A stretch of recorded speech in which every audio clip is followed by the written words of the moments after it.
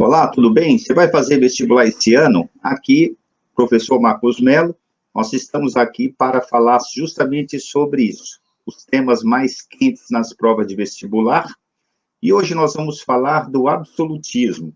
Então, o absolutismo vigorou na Europa entre os séculos XV e XVIII, mas você também tem que estar preparado para responder sobre o processo de centralização, porque também, sem entender isso, fica mais, né, difícil depois entender como o rei conseguiu concentrar todos os poderes nas suas mãos, né? Já que a definição do absolutismo, pelo menos a mais fundamental, é essa. Então, olha, não sei se você assistiu a minha aula sobre a Baixa Idade Média, mas se você não assistiu, eu vou retomar aqui os princípios básicos para que você não precise retomar lá atrás, né? Consultar outros vídeos. Então, veja, no século XII, XIII, mais ou menos, começou esse chamado, né, processo de centralização do poder nas mãos do rei. E essa centralização está muito relacionada ao surgimento do comércio, né, o renascimento comercial, ali, principalmente depois das cruzadas. Por que existe essa relação tão estreita? Olha, a questão é a seguinte: se coloque na posição do rei, se você for uma garota, no lugar de uma rainha. Tá? Você vive dos impostos, né? Com os impostos que você paga à administração, né, os funcionários, você paga, por exemplo, os exércitos e assim por diante. Então, você precisa dos impostos, você precisa dos recursos. Então, você tem que pensar da seguinte maneira: quanto mais riqueza o comércio gerar, né, mais impostos vêm para você, rei ou rainha. Então, você vai ter interesse em estimular o comércio, em se aproximar da burguesia. Então, foi essa aliança inicial entre o rei e a burguesia que garantiu um processo de centralização. Por exemplo, o vestibular pode cobrar o interesse do rei, pode cobrar o interesse da burguesia, mas também pode cobrar de ambos. Então, você tem que se garantir. Então, olha, pensa nisso. Acabei de praticamente explicar o interesse do rei, ou seja, aumentar a arrecadação de impostos. Por isso, o interesse do rei em estimular o comércio, estimular a burguesia. E qual o interesse da burguesia? A burguesia, pessoal, ela tem interesse na centralização porque o rei vai organizar o comércio. Olha, vamos fazer aqui uma análise assim para, né, simular uma situação para você perceber como isso era importante. Na época do feudalismo, o que hoje, por exemplo, é a França, os historiadores calculam que existia 60 mil feudos. Então, agora eu quero que você se coloque na posição de um comerciante. Você tem ali 60 mil feudos. Você vai passando de um feudo para outro. O que vai acontecer?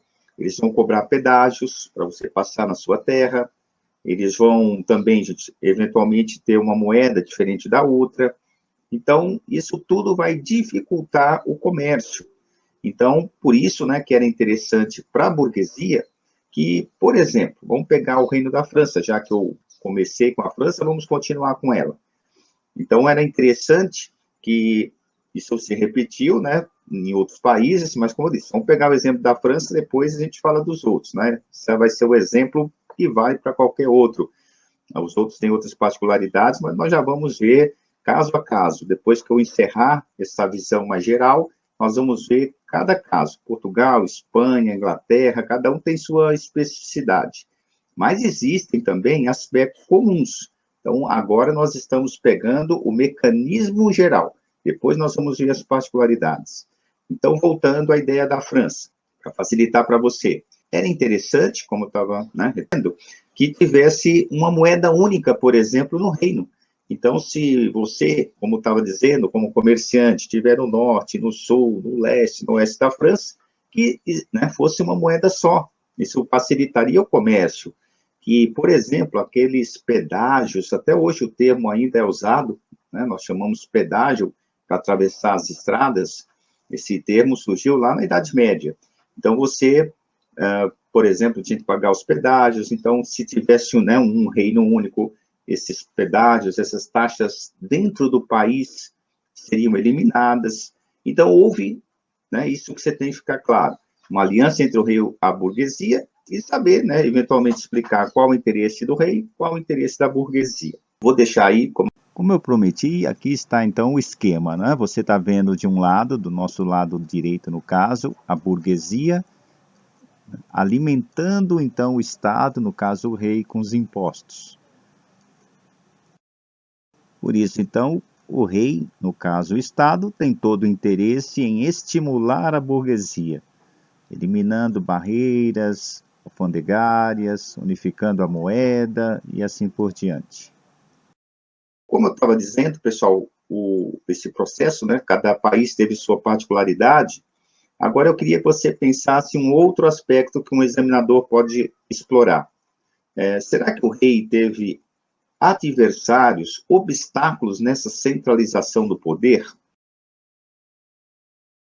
Eu tenho quase certeza que você vai pensar junto comigo, né, e concluir que sim. E aí você tem que pensar assim, ó, quais eram as forças mais importantes durante a Idade Média? Vou dar um tempinho até, você dou uma enroladinha aqui para ver se você pensa junto comigo, tá? Quero que você raciocine junto comigo, não espere a minha resposta. O aluno que quer entrar numa universidade, pessoal, tem que ser ativo, tem que acompanhar a aula, né? Não é só anotando, não, e fazendo outra coisa, tem que ficar focado aqui, tá legal? Mas, olha, então, vamos pensar junto comigo. Quais eram as principais forças no auge do feudalismo? Com certeza você deve ter pensado na igreja e nos senhores feudais. Se você pensou assim, pensou certo. Então, veja, os senhores feudais não queriam abrir mão do seu poder. Veja, gente, eu, você, né, que está aí assistindo, nós, né, nenhuma instituição gosta de perder poder, né, de perder autonomia. Então, os senhores feudais não queriam abrir mão, né, do seu poder para um rei. E a igreja também é outra instituição. Ela, né, não queria também, mesma razão, né, não quer abrir mão do seu poder. Aí você pode também, já dando uma aprofundadinha aí nesse tema, pensando o seguinte, às vezes os vestibulares, os historiadores usam esse termo, então você tem que começar a se familiarizar com ele. Os senhores feudais exerciam o poder local, então é um poder mais, vamos dizer assim, reduzido. Então, quando você vai ao médico, você vai, por exemplo, tomar uma anestesia local. É só, né, na parte que você vai, por exemplo, tratar, certo? Não é geral. Então, o poder local era o poder dos senhores feudais. Tá? Não sei se você, como disse, já assistiu aula sobre feudalismo, eu comentei com isso. Tipo, a média do tamanho de um feudo era correspondente a mais ou menos 10 campos de futebol. Então, ele tinha, né, esse poder ali dentro daquela região, daí a expressão poder local. A igreja, ao contrário, um poder universal, né, independente do que você, né, se você estivesse na atual França, Inglaterra, Portugal, Espanha, para a igreja o importante era você ser católico, né, não era a nacionalidade. Então, daí a expressão poder universal da igreja. E o rei vai representar, então, o poder nacional, tudo bem? Então, vamos lá. Retomando a ideia. Então, os senhores feudais se opuseram, né, no início, pelo menos do processo, a igreja também, porque perderia poder. Não sei se você já estudou esse ponto, tá? Teve um problema, por exemplo, com Felipe o Belo, né, e o Papa, ele transferiu a sede lá para Avignon, então havia todo aquele embate, né, vamos dizer assim, entre o rei e o Papa, né? E os papas, já que podemos falar em vários anos, né? Esse processo levou séculos. Então, a igreja, repetindo, então, e finalizando, também se opunha ao poder do rei. Esse processo, como disse, cada país teve sua realidade. Nós vamos pegar, como já disse, a França como exemplo. Uma das guerras, pessoal, que também contribuiu muito para a centralização do poder foi a Guerra dos 100 Anos. Então, foi uma guerra entre França e a Inglaterra. Não vou entrar aqui em detalhes sobre ela, tá? Foi visto na Idade Média. Agora nós vamos focar no interesse da centralização do poder. Aí, mais uma vez, eu quero que você faça esse esforço aí, né, de pensar que você, por exemplo, está na França. Você é invadido pela Inglaterra. Pessoal, aquele sentimento, como eu disse, local, começa a ser, né, um pensamento mais nacional, porque aquela, né, velho ditado, união faz a força. Então, por exemplo, vamos supor, tá, para efeito didático, que tivesse dois feudos, né, franceses. Você pode não morrer de amores pelo outro, né, os dois ali, como eu disse, feudos franceses, mas entre, né, um outro francês e um estrangeiro que fala outra língua, outra cultura, você está mais propenso a se aliar àquele que fala, no mínimo, a sua língua, não é isso? Que faz parte da sua cultura. Então, o que acontece? As regiões começam, né, essas regiões ameaçadas começam a se unir. E aí é um processo, gente, uma bola de neve, né, vai crescendo e dominando, né, toda a nação. E a mesma coisa vai acontecer com a França.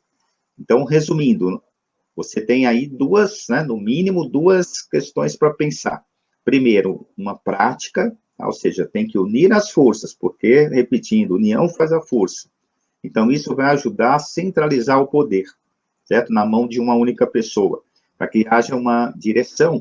Por exemplo, você vai atacar o inimigo, você tem que saber quantos soldados você tem, né, quais as armas, se você vai atacar, né, pelo norte, pelo sul, enfim, as estratégias militares. Então, tudo isso leva à centralização de um poder na mão de um só, certo? E outra coisa fundamental, o sentimento de nacionalidade. Vamos pegar o futebol como exemplo. Eu vou falar dos times de São Paulo, que eu estou aqui, e você pensa aí nos times da sua cidade. Aqui tem Santos, Palmeiras, São Paulo e Corinthians. Cada um tem uma preferência, né, gosto, né, pessoal, particular.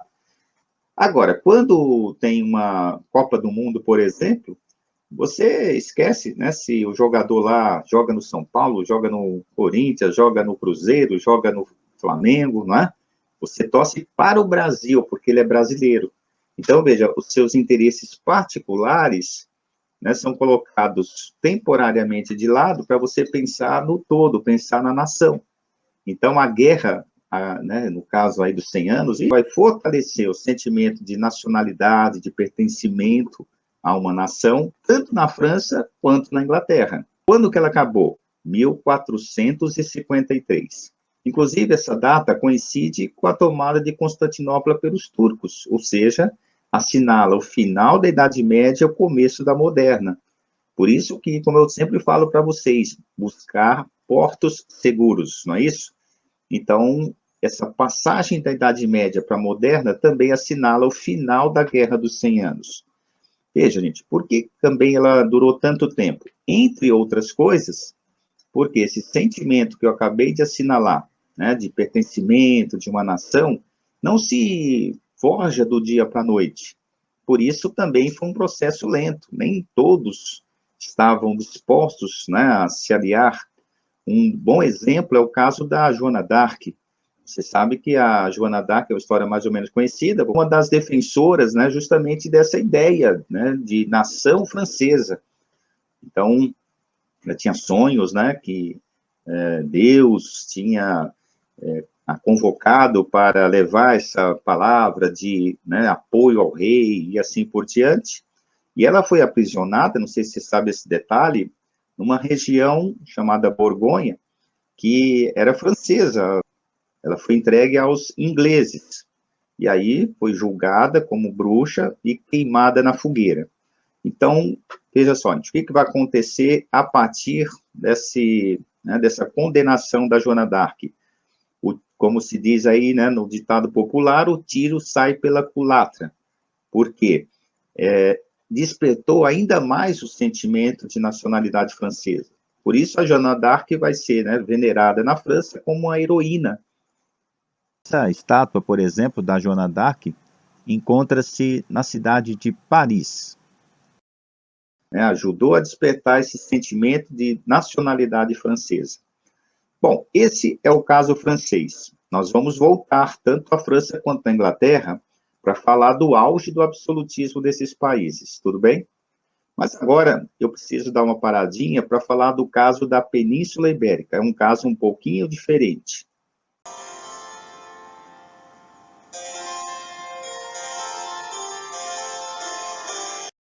No caso da Península Ibérica, foi um pouquinho diferente pelo seguinte. Em 711, ou seja, ainda na Idade Média, os árabes muçulmanos tomaram a Península Ibérica. Aqui você vê com mais detalhes o Reino das Astúrias, o único reino cristão, então, existente na Península Ibérica. Note que o restante da península está dominada pelos muçulmanos, chamados de mouros. Sobrou, gente, só um reino lá no norte, né, da península, chamado Astúrias. Isso, repetindo, né, século VIII, portanto. No século XI, mais ou menos quando começaram as cruzadas, começou ali naquele reino uma guerra chamada Guerra de Reconquista. A Guerra de Reconquista, então, seria a reconquista da Península Ibérica por parte dos cristãos. Aqui você vê a formação já do Reino de Portugal e os demais reinos que vai futuramente ser a Espanha. Seria, então, como diz o próprio termo, a reconquista do território. Então, foi um confronto entre cristãos, né, e mouros. Então, veja, olha que interessante. Na Península Ibérica, tanto, né, o Reino de Portugal quanto da Espanha, eles vão não ter, né, esse problema da oposição da Igreja e dos senhores feudais. Então, se no restante da Europa, né, nós acabamos de falar que os senhores feudais e a Igreja se opuseram à centralização do poder, na Península Ibérica não. Desde o começo, eles estão apoiando o rei. Agora vamos pensar, qual o interesse do senhor feudal, então, em apoiar o rei no caso da Península Ibérica? Porque eles estão reconquistando territórios. Né? Você tem que interpretar assim, essas terras estão saindo da mão dos mouros, né, dos muçulmanos, e indo para a mão deles, senhores feudais. Então, né, ele vai apoiar o rei. A igreja, mesma coisa. É um confronto, inclusive, contra outra religião. Né? Então, a Igreja Católica vai apoiar o empreendimento da Guerra de Reconquista. Na Península Ibérica, o rei vai se, né, se fortalecer muito mais precocemente, porque, ao contrário, né, desses outros países, né, o rei não vai ter a oposição dessas forças importantes, senhores feudais repetindo, e igreja. Todas as forças estão apoiando o rei. Foi uma das guerras mais longas, né? Ela começa no século XI e termina em 1492, quando os espanhóis, né, vão expulsar, então, os muçulmanos, né, o último reduto árabe. Veja, é um processo, né, diferente do que aconteceu. E, precocemente, a gente pode dizer, formou-se Portugal primeiro e, logo na sequência, a Espanha. Depois, quando, né, a gente for estudar o caso espanhol, particularmente, eu vou colocar os mapinhas, vocês vão ver, mas costuma-se, pelo menos didaticamente, falar de 4 reinos. A Espanha se origina desses 4 reinos: Aragão, Leão, Navarra e Castela. Depois, sela-se a centralização do casamento da Isabel, do reino de Castela, com o Fernando, do reino de Aragão. Né? Geralmente, a gente fala assim, a Isabel de Castela e o Fernando de Aragão. Às vezes, o aluno, né, não percebe que eram 2 reinos, na verdade, né, separados, independentes, que se juntam com esse casamento. Isso também, né, acontecia muito nesse momento. Mas, como eu disse, então, Portugal é o primeiro estado centralizado. Aqui você observa o seguinte, Portugal, né, já formado, ainda vai incorporar depois o Algarve ao sul, mas a futura Espanha ainda continua lutando contra os muçulmanos. Agora, pessoal, vou pegar o começo da aula. Eu falei para vocês que a aliança entre o rei e a burguesia foi fundamental. Olha que não foi coincidência. Vou repetir. Portugal foi o primeiro estado centralizado da Europa. Qual foi o primeiro país a se lançar às grandes navegações? Portugal. Foi uma aliança entre o rei e a burguesia, certo? As grandes navegações foram motivadas por, né, tentativa de se encontrar um caminho para o Oriente, ou seja, relações comerciais. Interesse, como eu disse, ó, vou retomar até a ideia para você perceber. Qual o interesse do rei? Né? Aumentar a arrecadação de impostos. Então, quanto mais riqueza a burguesia produzir, quanto mais riqueza a burguesia gerar, mais impostos vem para mim, né? Rei ou rainha, aí se do outro lado estiver uma garota. E qual o interesse da burguesia? Vai ter um Estado que a estimule, certo? Por exemplo, forneceu soldados, certo? Tecnologia, porque houve uma necessidade de aprimoramento dos instrumentos náuticos, certo? Dos barcos, né? Dos navios e assim por diante. Voltando àquele esquema, veja, o rei de Portugal vai estimular esse caminho para as Índias, porque mais impostos virão para o Estado caso tenha sucesso. Então, é um bom exemplo dessa relação entre rei e burguesia. Faça um retrospecto, tenho quase certeza que você já estudou um pouquinho esse ponto, que é a colonização da América. Portugal, né, colonizou o Brasil, os espanhóis do México até a Argentina, certo? Os ingleses estiveram no atual Estados Unidos, os franceses também, Canadá. A Alemanha e a Itália não participaram desse processo. Por quê? Porque não se unificaram. Esses países só se unificaram no século XIX. Também, não sei se você já, né, assistiu essa aula, já teve na escola, no cursinho, as unificações, né, tardias da Itália e da Alemanha. Então, olha que diferença, né? Enquanto no século XV, praticamente, pelo menos falando desses quatro, né, didaticamente mais importantes, que é Portugal, Espanha, França e Inglaterra, no século XV já estavam unificados, né, e centralizados, a Itália e a Alemanha só no século XIX. Então, isso vai retardar o seu capitalismo, certo? A Itália ficou dividida em diversos reinos e a mesma coisa aconteceu na Alemanha. Também tem a questão religiosa, né? Na Alemanha, no caso, protestantes e católicos, né? Também vai dificultar um pouco a centralização, mas como eu disse, em cada momento veremos todos os países. Em relação a esse tema do absolutismo, outro ponto que você tem que ficar bastante atento é a questão dos teóricos do absolutismo. Então, o primeiro deles, uma ordem mais ou menos cronológica, seria Maquiavel.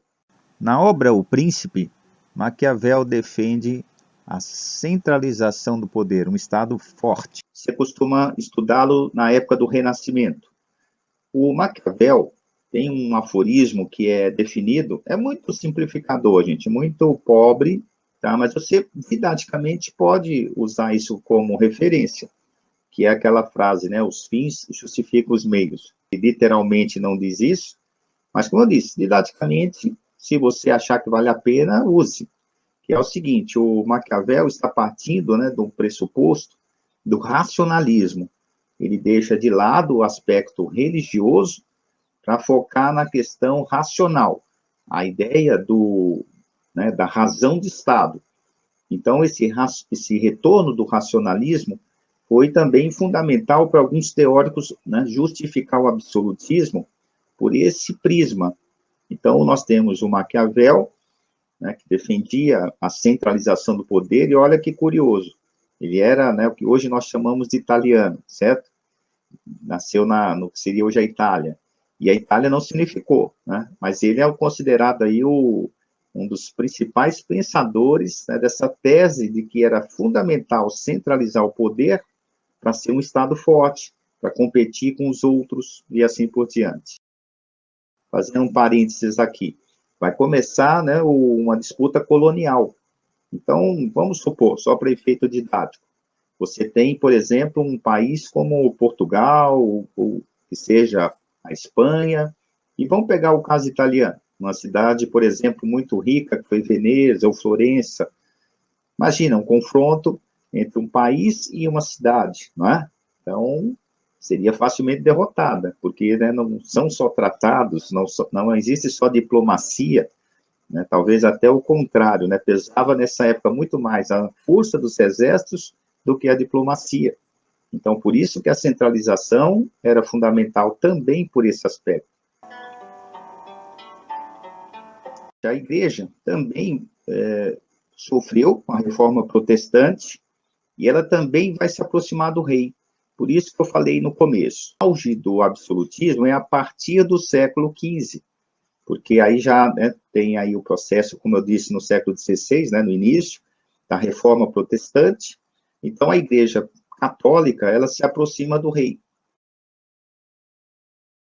Tem um pensador, né, Jacques Bossuet, que vai justamente justificar a origem divina dos reis. Então, olha que interessante. Aquelas forças, como eu disse, que se opunham à centralização, agora se aproximam do rei, certo? Abalada, repetindo, pela reforma, certo? E os senhores feudais, por que passam a apoiar? Porque, né, viram que era um processo irreversível e que eles podiam, então, viver às custas do Estado. É justamente aquela nobreza que vai viver, né, nos palácios.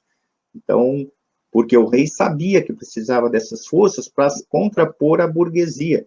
Então, grande parte dos impostos que vinha da burguesia eram repassados para alimentar essa nobreza parasitária. E aí, eu quero colocar um outro esquema para você, agora um pouco mais ampliado, para você ver que o rei não queria, né, perder esse apoio. Né? E eu quero focar mais, né, do seu lado esquerdo, no caso, agora os interesses da nobreza. Então, você pode observar que, com parte desses impostos que a burguesia gera, o rei mantém pensões, cargos públicos para a nobreza. E por isso, então, a nobreza vai apoiar o rei. É aquela famosa nobreza palaciana, como diz o nome, que vive no palácio em função do rei. Tanto da igreja quanto dos senhores feudais. E aí vai mantê-los com certos privilégios. Então, já adiantando um pouco, só para, né, se você já estudou, ficar talvez mais fácil entender, e se você não estudou ainda, à medida que a gente for avançando, isso com certeza vai ficar mais claro para vocês. A Revolução Francesa, por exemplo, né, acabou justamente, né, com os privilégios do clero e da nobreza. Mas nesse momento, não, né, tenta focar no que nós estamos estudando. Então, a ideia é essa, que todas as forças agora, né, convergiram para o rei. A burguesia que desde o início apoiava. Agora, a igreja se aproxima e também os senhores feudais, certo? Vai fazer parte da nobreza, como eu já disse. O outro pensador, gente, que também vale a pena você dar uma olhadinha com calma, é o Hobbes. O Hobbes também é na linha do racionalismo. Ele vai justificar, né, a centralização do poder. Ele vai dizer que os indivíduos têm que abrir mão em prol de um coletivo. Então, grosseiramente aqui comparando, você está numa sala de aula ou num ambiente fechado, aparece lá aquela proibição de proibido fumar, né? Então, veja, se você, por exemplo, tivesse o hábito de fumar, você tem que abrir mão, né, desse direito seu, desse hábito, em prol do coletivo. Então, você, mais ou menos, né, grosseiramente, essa comparação aí, né? Lógico que muito mais ampliada, mas o Hobbes vai partir, né, desse princípio, como eu disse, né, do racionalismo, para justificar o absolutismo. Ele vai dizer, né, tem aquela frase também que você pode pegar como referência, o homem é o lobo do homem. Então, qual é o sentido dessa frase? O Estado precisa vir, né, por isso a ideia do Estado forte, para impedir a guerra, como dizia ele, de todos contra todos. São todos justificadores do absolutismo, cada um ao seu modo, né, ao seu argumento, mas todos defendendo, então, a centralização do poder nas mãos do rei. Um pelo lado mais racional, né, exemplo do Maquiavel e do Hobbes, e outros, né, pelo lado mais religioso, sagrado, né, a ideia, como eu disse, da origem divina dos reis. Cada país teve sua particularidade, embora tenha dado alguns indícios já, mas seria importante que a gente visse país por país. Eu vou, então, fazer uma segunda parte, dando justamente né, a particularidade de cada país.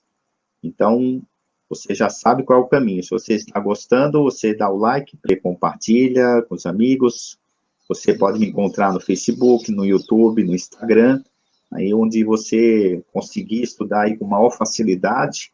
Às vezes, né, tá lá até no busão, não é isso?